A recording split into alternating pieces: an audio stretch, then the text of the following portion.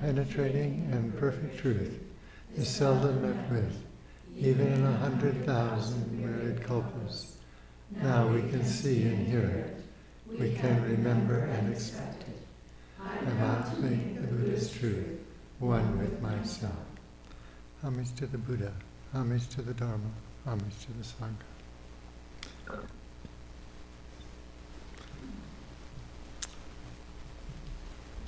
I want to explore today cleansing of karma, and it's going to include a lot of other things, but karma is basically action, and the results are feelings, at least most of the time. And learning to let feelings pass through without identifying with them is a major spiritual accomplishment, because we think that the mind is in the body, but it's the other way around. The body is in the mind. And this mind is experienced as consciousness. In Buddhism, there are 8 levels of consciousness. There's the eye, ear, nose, tongue, body, mind. But then there are 2 levels above that. The last one is the alaya consciousness. It was defined about 2,000 years ago by the people in the Yogacara school of Buddhism. And it's very difficult to explain what it is because it's not a thing. It's like living in this great ocean of Buddha mind. And the ocean is like the physical ocean on earth. It has all these underlying currents and undertows and vast spaces, and it's like living in the midst of what Master Mokkingen named her temple, the Great Ocean Temple, because this great ocean is filled with basically with compassion and love and wisdom. It is a very positive place. But our karma, when it's based on actions that come from ignorance, creates a lot of unhappy feelings. I recently read something that a young man was talking about feelings when he was young and coming back to them 30 years later. This is a quote, "Some things that drove me into emotional despair as a younger man have reappeared and are jerking me around emotionally as much as they did when I was young. What is particularly interesting is that even though I can filter these new/old feelings through meditation, as well as experience and see them for what they are, I can't just wish them away. They have a tenacity which is startling." And that tenacity is this alaya consciousness. And we need to be able to take a look at that. And there was an article I recently read in Tricycle magazine about how you cleanse the karma here. And so much of it has to do with just being with those feelings and going deeply into meditation. Master Harya was talking about visiting Reverend Alexander when he was quite ill before he went to the nursing home. And he walked in and he realized that he had to drop everything that was in his mind and just be still in meditation. Just really focus on that stillness. For me, when I focus on that stillness, well, even other times, but especially when I focus on that stillness, I can hear what I call the sound of silence. And by focusing that, I know that's kind of like, that's the door to the unknown. The first talk I ever heard Reverend Master Jiyu give was, she gave the example uh, of a man who was the commandant of a German camp during World War II, and his job was to mete out punishment for people who had been convicted of espionage. And he had 2 doors behind his desk. They were both painted black. And he said, this one over here is the firing squad, and I can't tell you what this one is, but you get your choice. And that choice is a very significant choice in our spiritual life. Because behind that door was a car with its engine running, waiting to take anybody who had the courage across the Swiss border. And we're born into this world as a human being, which is the best place to train. Although you experience suffering, you also have this choice to choose something about it, to do something different. You're not bound by, karma isn't by an action that you're compelled to take. You have a choice all the time. And choosing to go through the door of the unknown is the choosing to let go of these old habits. And sometimes those habits are felt as physical pain. It's kind of embarrassing to talk about this, but I had a pain in my rear end it would come and go for a number of months. And I finally realized that the past life was from somebody who died of an enema of mercury, and the pain was so great that he couldn't handle it all, just tried to repress it at the time of his death. And so it's come up because it needs to be felt. And that's how karma gets cleansed, is just having things pass through us. We don't have to fix them, we don't have to make them any better. But when we get upset about something, or when we're greedy or angry or fearful, if we can just sit with that, go into that silence and let that pain pass through. And sometimes it's physical, sometimes it's mental. And what we have to realize is that we have that choice to be still. We do not have to react simply because the reaction arises. We can just let that go. We don't have to repress it. We don't have to get rid of it. It's just like it's being said here. What is particularly interesting is that even though I can filter these new old feelings through meditation as well as experience and see them for what they are, I can't just wish them away. They have a tenacity that is startling. And that tenacity is the alaya Vishnana. It's a consciousness that colors everything that we do. Again, because most of us think of it in terms of filtering this through the self, we don't see that there's a choice to see it in a different way. We can just see it not ours, but just emotions, just feelings, just ideas, opinions, likes and dislikes. All of that stuff is self. And one of the reasons why self is considered empty is because it's always changing. We have that choice to go forward. We don't have to go back to old habits and patterns of thinking and ways of living and doing things. We can confront that ignorance when it arises and see it just for what it is. It's just ignorance.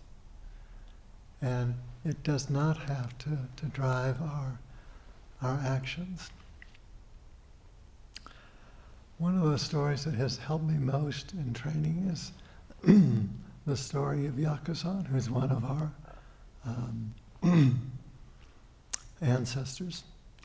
He was a disciple of Sekito, and Sekito was a fine monk. He wrote the Sandokai.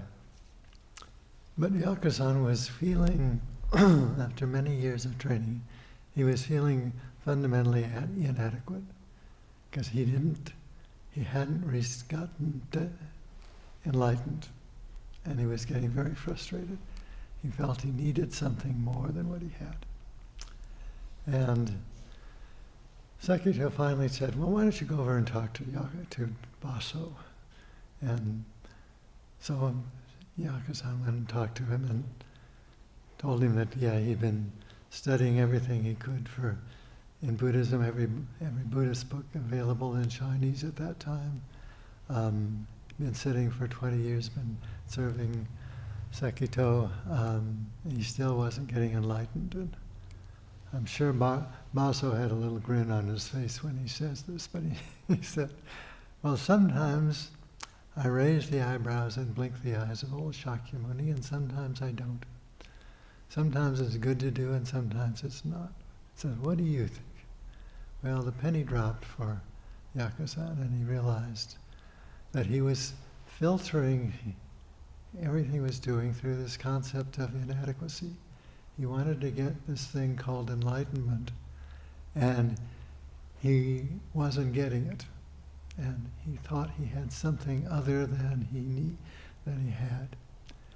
And the training isn't so much getting something as letting go of something, more like getting rid of something. You're letting go of this illusion of a self. You're letting go of old habits and patterns. You're letting go of all the things that didn't work. But whatever brings us to training is this subtle perception of wanting to change or do something, or that there's something more.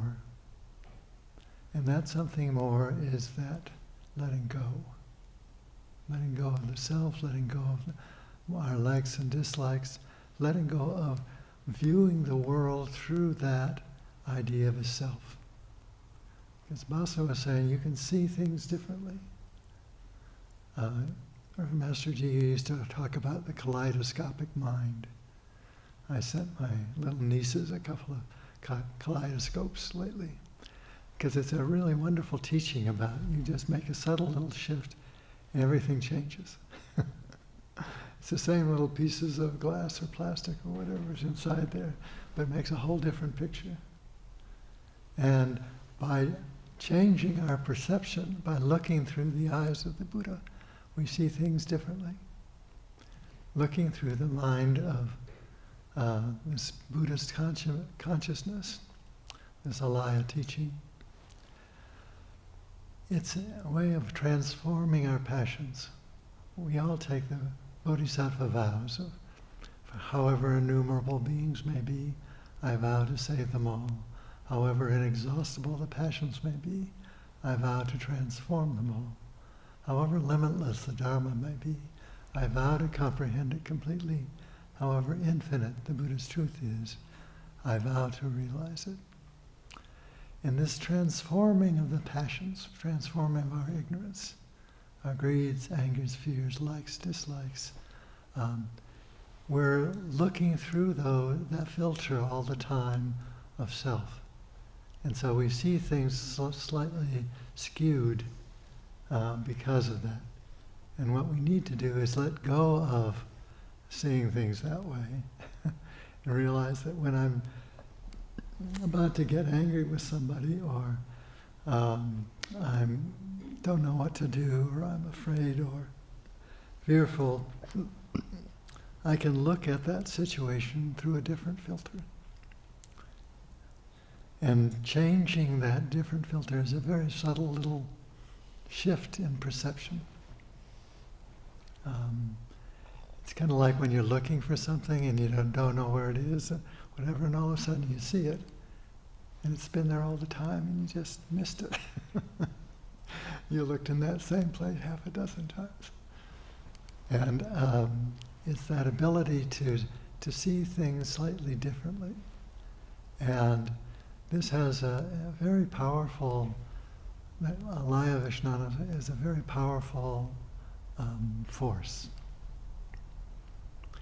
Because it's a force of all of our past actions, not just in this life, but from previous lives as well. And it's really difficult to get beyond those habits unless you're willing to change how it is you see things. And I think one of the reasons we meditate is we're coming back to neutral. We've been in reverse most of our lives, and now we want to go forward. Well, you gotta stop at neutral. And this is really helpful, because when you stop at neutral, those things can pass through us, and we're not identifying with them. These are just thoughts. These are just feelings. These are just opinions. Look at all the kind of judgments that we make on a daily basis about stuff. That's just opinions. And if we look at that same person that we're judging in a different way, they become Buddhas.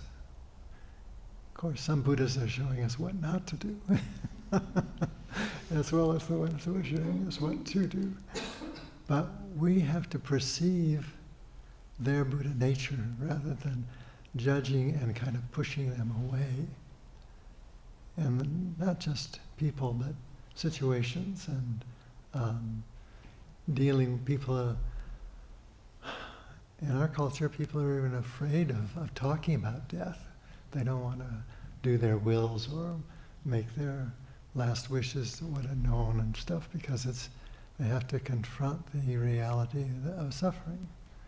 And frequently we want to just put that off later on when I need that. Well, half the time people die without having taken care of that because they didn't want to deal with it. And even talking about death with people is an uncomfortable subject. And we have to realize that we can let go of those uncomfortable things by seeing them as a way of exploring our ignorance. Because we have to be aware of what we don't know. And that's no easy thing to do.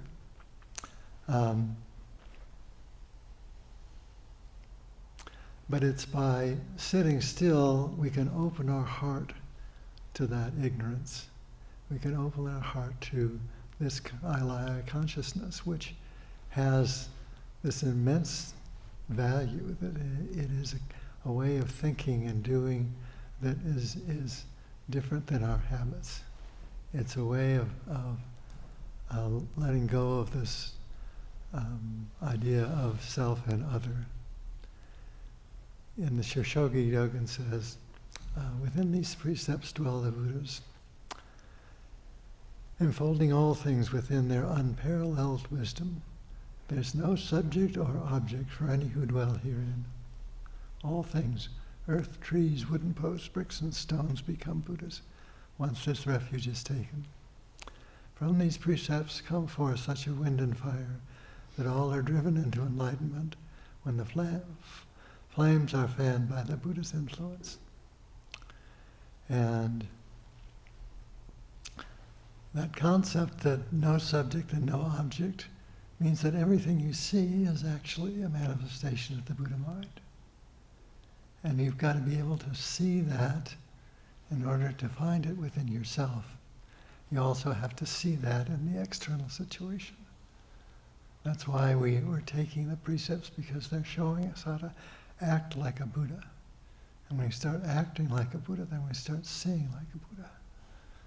And when we're keeping the precepts rather than indulging in old habits, is when we start to make that shift in comprehension.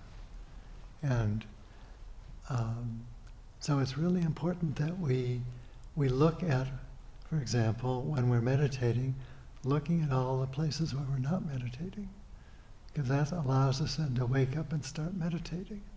That is the meditation, is to see where I'm not meditating. And the same with seeing how we perceive things. When you see that you're perceiving through a window of judgments or fear or anger or frustration, that's a clue. And we have ability then to change how we look at things. And that change comes about by doing a meditation. We just come back to that still place. Explore that ignorance. Be able to be there with that not knowing. looking at things in a different way. Maybe you're going to find something you've been missing for ages. And it's just a question of understanding that karma is a very complicated law. Or I was read another book recently about a very good book on karma, what it is, what it isn't, and what's important. And he doesn't want to use the word a law, karma, because you think of a law and then consequences, like how many, Reverend Master used to ask me, well, how many years is he going to get for that when she's watching the news? Of course, it was a time when there was the sentencing was very subjective, and so there was no way you could say that killing somebody is going to be 25 years in prison. It's much more subtle than that.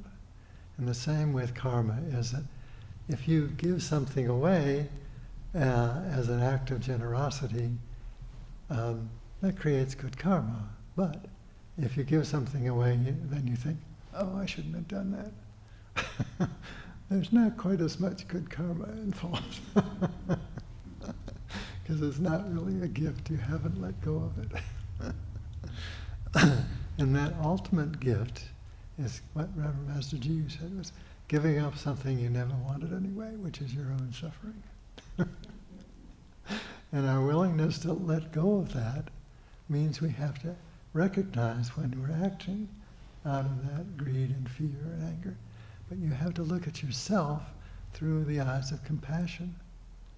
If you look at yourself through, oh, I'm angry again, I'm a bad person, if you're looking through at your actions and your habits through that filter of self, you don't get it. You've got to be able to see it through compassion and wisdom and love. And being able to love ourselves is this training, is to confront that ignorance and see that I don't have to create suffering. The external events, I try to think of them as not being the source of the suffering, but I just read that book by L.D. Wiesel called Night, and it was about his year in Auschwitz and during the last year of the war, and going through just incredible suffering and seeing people suffer and seeing people causing the suffering. And at one point there were these three men that were going to be hanged, and one of them was a 13-year-old who was, of course, extremely thin from the food or lack of it. And when the concentration camp soldiers pulled the chairs out from under them, the 13-year-old wasn't heavy enough to actually just break his neck and die instantly. And one of the prisoners who were required to witness this, said, well, where is God here? He was expecting God to have to save us from this horrible situation.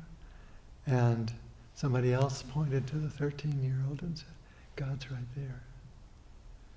Those beings, everybody in that camp, was a manifestation of the unknown. And that suffering was happening to the unborn, the unknown. Was happening to whatever you want to call that. I was at a interfaith retreat with the Dalai Lama, and he was trying to find common ground with the God-based religions, and he kept coming back to the fact that he says it's not a being, it's not a thing that you can separate off from other things. It's this universal mind that flows through everything. And the basis of that mind is this compassion and love and wisdom. But we do get the consequences of our actions. And so we had a friend who was dying recently, and he had undertaken a series of radiation treatments, and all the people were telling him, this is going to be really painful. And he was willing to do it. He wasn't afraid of the pain. But he wasn't, afterwards, he wasn't getting any better, and the pain wasn't getting any better. And he was trying to figure out what he had done that would have caused this pain. And I tried to explain to him that it's not personal. That karma is opportunistic.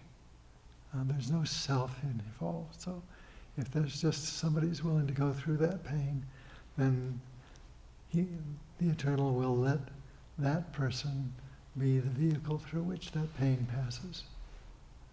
And whoever created that pain through acting out of ignorance, that pain gets cleansed as a result of someone willing to experience it. And these are very difficult and subtle things that we're talking about here. For example, it isn't reincarnation, it's rebirth. And when somebody dies, the 80-year-old person, and gets reborn, they're a different person from that being that got reborn. But that being will have the karma of previous beings. And in the example that I recently gave there, it may not be anything to do with one's even personal past life, because that idea of itself is so fluid. One of the reasons we're seeing self as empty is the fact that everything in the universe is changing. And the old person who died and the new person who reborn, they're different people. There's no self that goes from life to life. But there's a connection. And just as we are connected to everything in the universe when we realize that the mind is not mine, but this Buddha mind pervades everything. And we are able to see the Buddha in the rocks and the stones, and even the people whose opinions we don't agree with, and the difficulty by the weather or the fires in the summer now because of global warming. And there's all sorts of difficulties that we're facing, but we have to take this on faith. Somebody was using the example of that scientists believe that these little infinitesimally small objects in the atoms actually exist, but nobody's actually seen them. They explode the atom and it shoots off little things, and they tell that they were there because of the path that they left. But nobody's actually seen these things. They're so small. And so we have to take some of these things on faith. When we don't understand something, well, just be there with that. Bring your meditation to that situation and see if you can explore that ignorance. And look with compassion, look with the eyes of the Buddha, look with the eyes of a young child seeing something for the first time. There's a certain awe there. There's a certain wonder, what is that?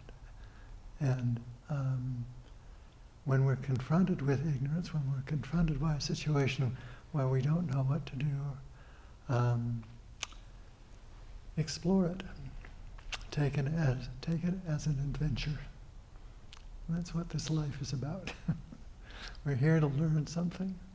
And the more we're willing to learn and to change our old habits, to change the way we look at things, to change with old age, with illness, with confronting with death. And these things are not there to punish. Karma isn't a law that requires somebody to be punished for their actions.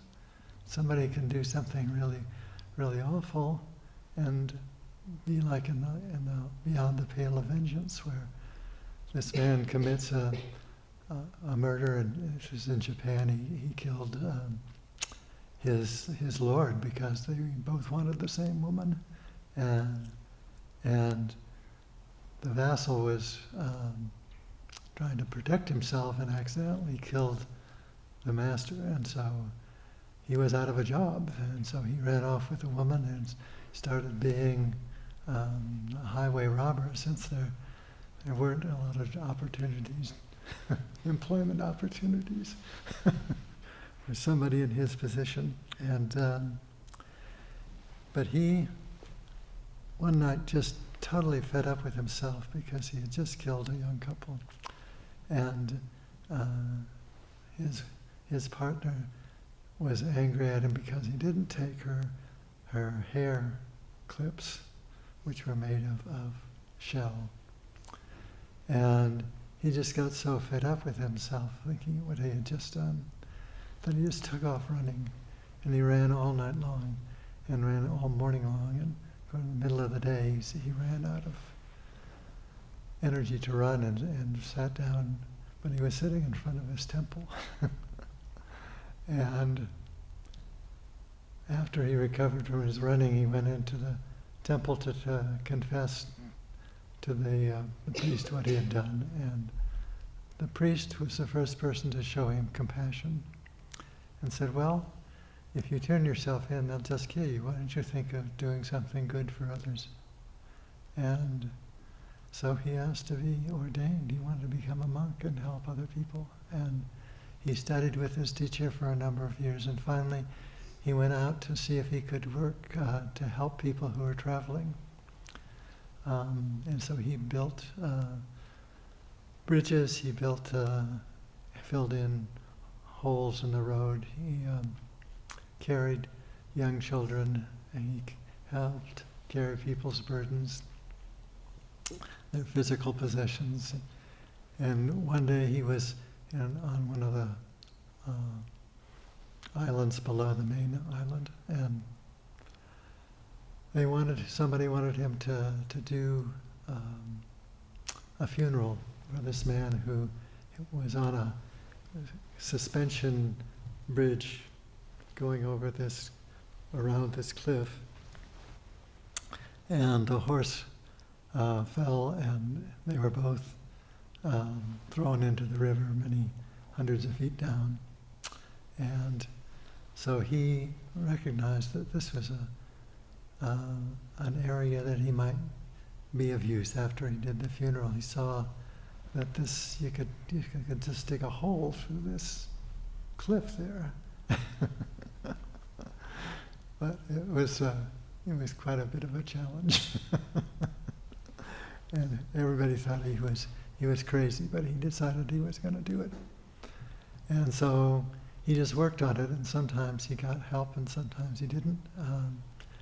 And towards the end of this project, the son of the samurai that he had killed had been looking all over Japan for this man, because he had to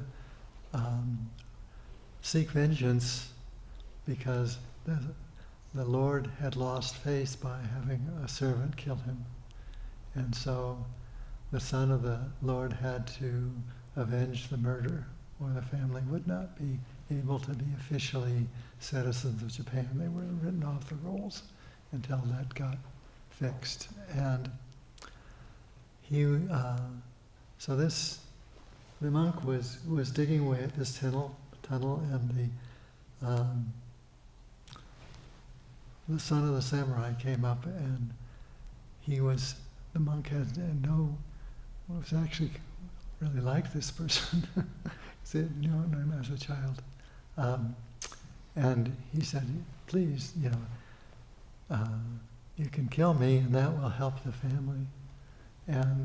But there were other people working with him on the tunnel at the time, and they convinced the samurai that let him just finish this temple. He's just about through here. And he's not going anywhere. He'll be glad to let you kill him. So he went back to doing this, and the son of the samurai got impatient, and so he thought, well, maybe if he helped construct this this tunnel, it'll get it over with faster. So there one night they're working there away, and we're going clunk, clunk, clunk, and all of a sudden, clunk, something happened. They went through the other side of this tunnel, and at this point, the monk turns to him and said, "You better kill me now, because the others will keep you from doing it." So, but the son of the samurai at that point was in tears, because this man had become his teacher at that point, and he couldn't kill his teacher. And that's how karma works, is that if you do something, if you make a positive change, the immensity of that karma has been wiped out, because you've done something to help that situation. So those difficult things that you're facing sometimes are very often the things that you need to in order to really help your training. So if you confront those difficult things and see them for what they are, and make the effort to not do the habit pattern, to make a change instead of acting out of greed or fear or desire, if you change that, if you see, well, maybe this isn't worth it,